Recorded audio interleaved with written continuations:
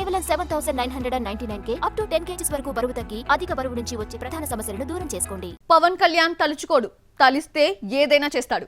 Pawan Kalyan speed చూస్తుంటే మరిన్ని సినిమాలు చేయడం ఖాయం అనిపిస్తోంది. ఫ్యామిలీ పార్టీ నడిపించడానికి డబ్బులు కావాలి. అన్ని కోట్లు వచ్చేది ఇక్కడే. నెక్స్ట్ మూవీ కోసం బ్యాలెన్స్ ఉన్న మూవీస్ అన్నింటినీ యుద్ధ ప్రాతిపదికన పూర్తి చేస్తున్నాడు పవన్ కళ్యాణ్. ఒక సినిమా కోసం 3 నుంచి 5 ఏళ్లు తీసుకున్న పవన్ కళ్యాణ్ లో ఇంత స్పీడ్ ఉన్న సంగతి ఈ మధ్యనే తెలిసిందే. 5 ఏళ్ల పాటు పూర్తి చేయలేకపోయిన వీరమల్లును కేవలం 15 రోజుల్లో పూర్తి చేశాడు. ఓజీ షూటింగ్ పూర్తయి చాలా కాలమైందే. నిన్నగాక మొన్న మొదలుపెట్టిన ఉస్తాద్ భగత్ సింగ్ క్లైమాక్స్ ఫినిష్ చేసేశాడు. పవన్ ఆ మధ్య ఏడాది పాటు కెమెరా ముందుకు రానేలేదు. దీంతో 10% పూర్తయిన ఉస్తాద్ భగత్ సింగ్ ను పక్కన పెట్టేస్తారన్న ప్రచారం జరిగింది. కానీ కమిట్ అయిన సినిమాలు అన్నిటినీ ఒక్కొక్కటిగా ఫినిష్ చేసేశాడు. మళ్లీ ఏపీ ఎలక్షన్స్ 2029లో జరుగుతాయి. 2027 వరకు మరిన్ని సినిమాల్లో నటిస్తాడని తెలిసిందే. రాజకీయాల్లో ఎంత బిజీగా ఉన్నా పార్టీ నడిపించడానికి నటిస్తానని చెప్పడంతో ఉస్తాద్ తర్వాత నెక్స్ట్ మూవీ ఏం చేస్తాడన్న ప్రశ్న మొదలైంది. హరిహర వీరమల్లు, ఓజీ, ఉస్తాద్ భగత్ సింగ్ ఈ మూడే కాకుండా పవన్ 4వ సినిమా చేయాల్సిందే. సురేందర్ రెడ్డి దర్శకత్వంలో రామ్ తల్లూరి మూవీని ప్రకటించారు కూడా. ఏజెంట్కు ముందే పవన్ కళ్యాణ్ తో సినిమాకు కమిటయ్యాడు దర్శకుడు. ఏజెంట్ డిజాస్టర్ తర్వాత పవన్ తన డెసిషన్ మార్చుకున్నాడనుకుంటే సురేందర్ రెడ్డి డైరెక్షన్ లో నటించడానికి ముందుకొచ్చాడు. సురేందర్ రెడ్డి చిరంజీవితో తీసిన సైరా టీజర్ కు పవన్ వాయిస్ ఇచ్చాడు. నిర్మాత రామ్ తల్లూరి నుంచి పవన్ అడ్వాన్స్ తీసుకోవడంతో ఈ ప్రాజెక్ట్ కూడా పూర్తి చేయాల్సిందే. ఏజెంట్ రిలీజే 2 ఏళ్లు దాటినా సురేందర్ రెడ్డి మరో మూవీ చేయలేదు. పవన్ తో సినిమాను అందరూ మర్చిపోయారు. సురేందర్ రెడ్డి 2 ఏళ్లుగా ఎంతో మంది హీరోలకు కథలు చెప్పినా ఏదీ వర్కౌట్ కాలేదు. హరీష్ శంకర్ కు ఉస్తాద్ భగత్ సింగ్ లా సురేందర్ రెడ్డికి పవన్ కళ్యాణ్ దిక్కవుతాడేమో చూడాలి. మరి లేదంటే ఇదే ప్రొడక్షన్ లో మరో దర్శకుడితో కమిట్ అవుతాడేమో చూడాలి. సమంత ఏ సినిమాలు చేస్తోంది అని అడిగే కంటే ఎలాంటి వర్కౌట్స్ చేస్తోంది, ఎలాంటి ఛాలెంజెస్ విసురుతోంది, ఆరోగ్యం కోసం ఎలాంటి ఫుడ్ తీసుకుంటోంది, ఎలాంటి విన్యాసాలు చేస్తోంది అని అడగడం బెటర్. ఎందుకంటే ప్రెజెంట్ ఈ అమ్మడి ఇందులో బిజీ. ఎలాగో మీరే చూడండి. ఏంటి రాడ్ కి ఇలా వేలాడుతున్నారు? ఇదేం ఎక్సర్సైజ్ అనుకుంటున్నారా? దీని పేరు dead hang challenge. Take 20 health పేరుతో పాడ్కాస్ట్ సిరీస్ చేస్తున్న శామ్ ఆరోగ్యం, ఫిట్నెస్ వీడియోలు పోస్టు చేస్తోంది. డెడ్ హ్యాంగ్ ఛాలెంజ్ లో భాగంగా 90 సెకండ్ల పాటు ఓ రాడ్ కి వేలాడి ఛాలెంజ్ టెస్ట్ పాస్ అయ్యింది. శామ్ చేతి నిండా సినిమాలతో బిజీగా ఉన్నా లేకపోయినా ప్రతిరోజు జిమ్ కు వెళ్లడం మాత్రం మానదు.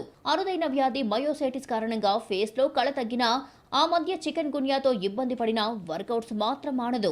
ఇప్పటికీ జిమ్ లో వీడియోలు పోస్ట్ చేస్తూనే ఉంటుంది. సమంత శుభంతో నిర్మాతగా మారింది. తను నటిస్తూ నిర్మిస్తున్న సినిమా మా ఇంటి బంగారంను ఏడాది క్రితమే ప్రకటించినా ఇంతవరకు అప్డేట్ ఇవ్వలేదు. సినిమా షూటింగ్ జరుగుతుందో లేదంటే ఆగిపోయిందో తెలియడం లేదు. రక్త బ్రహ్మాండ వెబ్ సిరీస్ లో చేస్తున్నట్టు ప్రకటించినా ఇందులో శామ్ ను తప్పించారు అన్న ప్రచారం నడుస్తోంది.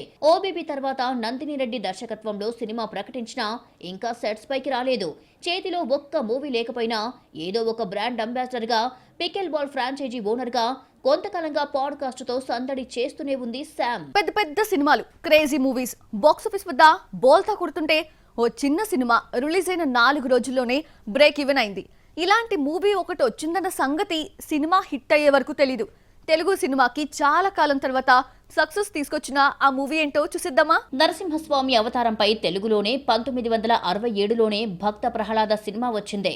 ఇదే కథను తీసుకుని యానిమేషన్ మూవీగా తీస్తే కొత్తగా ఏముంటుందిలే అని చాలా మంది అనుకున్నారు.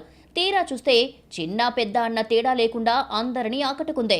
తెలుగులోనే కాదు, హిందీ ఆడియన్స్ అయితే బాక్సాఫీస్ వద్ద వసూళ్ల వర్షం కురిపిస్తున్నారు. మహావతార్ నరసింహకు వీక్ డేస్ లోనూ షాక్ ఇచ్చేలా టికెట్లు తెగాయి. సోమవారం 1,83,000 టికెట్లు, మంగళవారం 2,32,000 టికెట్లు అమ్ముడు కావడం ట్రేడ్ వర్గాలకు షాక్ ఇచ్చింది.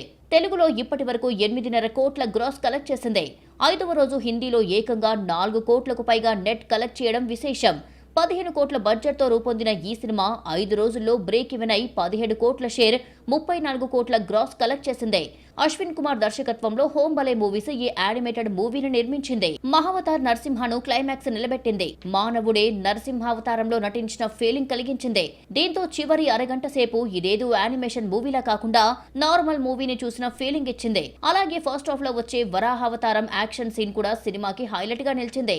బాక్సాఫీస్ వద్ద సినిమా దూకుడు చూస్తుంటే ఇంకో 2-3 వారాల పాటు లాంగ్ రన్ ఉండేలా కనిపిస్తున్న మహావతార్ నరసింహ 100 కోట్ల గ్రాస్ మార్క్ దాటడం ఖాయమనిపిస్తోంది. కన్నడ ఇండస్ట్రీ బెంగళూరును వదిలేసి హైదరాబాద్ లో సెటిల్ అవ్వాలి అనుకుంటోందా? కన్నడలో కాస్తో గొప్ప పేరు తెచ్చుకున్న హీరోస్, డైరెక్టర్స్, హీరోయిన్స్ అందరి చూపు తెలుగు సినిమా వైపే ఎందుకు పడింది?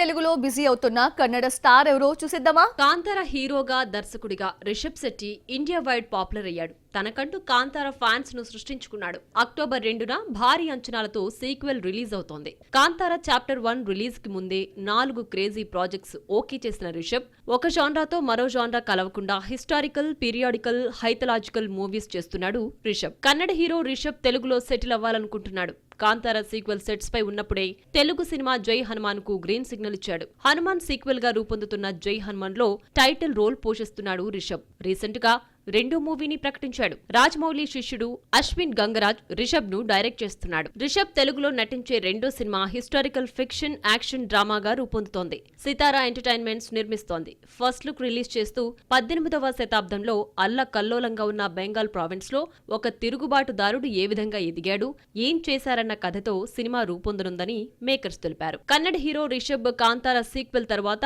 4 సినిమాలకు గ్రీన్ సిగ్నల్ ఇస్తే 2 తెలుగు సినిమాలైతే 2 హిందీ చిత్రాల్లో నటిస్తున్నాడు. మరాఠా యోధుడు, ఛత్రపతి శివాజీ మహారాజ్ సినిమాలో నటిస్తున్నాడు. సందీప్ సింగ్ దర్శక నిర్మాతగా శివాజీ నాయకత్వం, వారసత్వం బ్యాక్ డ్రాప్ తో రూపొందుతున్న ఈ సినిమాను 2027 జనవరిలో రిలీజ్ కి ప్లాన్ చేస్తున్నారు.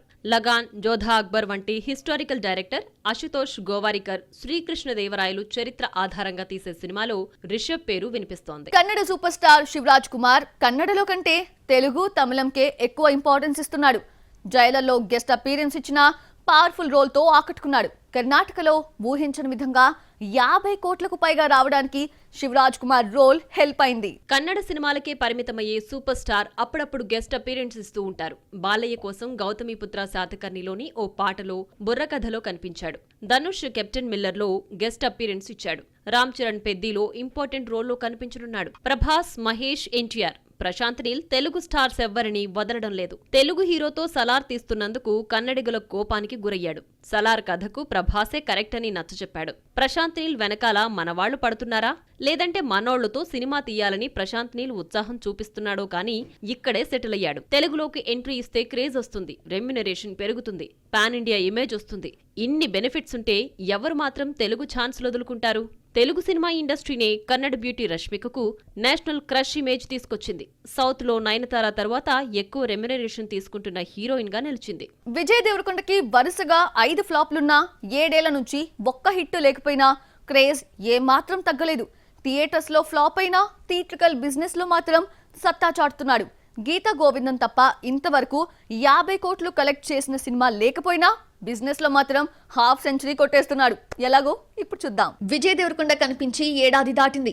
Last movie the family star సినిమాను 43 కోట్లకు అమ్మితే 17 కోట్లు మాత్రమే వచ్చింది. ఖుషి వరల్డ్ వైడ్ గా థియేట్రికల్ రైట్స్ ని 52 కోట్లకు అమ్మితే 42 కోట్లే వచ్చింది. Vijay latest movie Kingdom business 55 కోట్లకు జరిగింది. థియేట్రికల్ బిజినెస్ ఎంత ఎక్కువైతే అంత రిస్క్ ఉంటుంది. 130 కోట్లు ఖర్చు చేశాడు.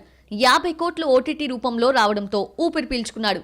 థియేటర్స్ లో 55 కోట్లు వస్తే గానీ డిస్ట్రిబ్యూటర్స్ సేఫ్ కాలేరు. సినిమాకు హిట్ టాక్ వస్తే గానీ 50 కోట్ల మార్క్ దాటదు. తిరుపతిలో జరిగిన ట్రైలర్ రిలీజ్ ఈవెంట్ లో మాట్లాడుతూ వెంకన్న స్వామి ఈ ఒక్కసారి పక్క నుండి నడిపిస్తే చాలా పెద్దోన్నైపోతాను, టాప్ లో కూర్చుంటానన్నాడు. కింగ్డమ్ భారాన్ని దేవుడిపై వేసేశాడు. కింగ్డమ్ హిట్ హీరోకే కాదు, హీరోయిన్ కి అవసరమే. Bhagyashri Borse debut movie mister Bachchan flop అయినా వరుస ఆఫర్స్ తో బిజీగా ఉంది. మరి రెండో సినిమా కింగ్డమ్ తో తనపై పడ్డ ఫ్లాప్ ముద్రని చెరిపేసుకుంటుందో లేదో చూడాలి.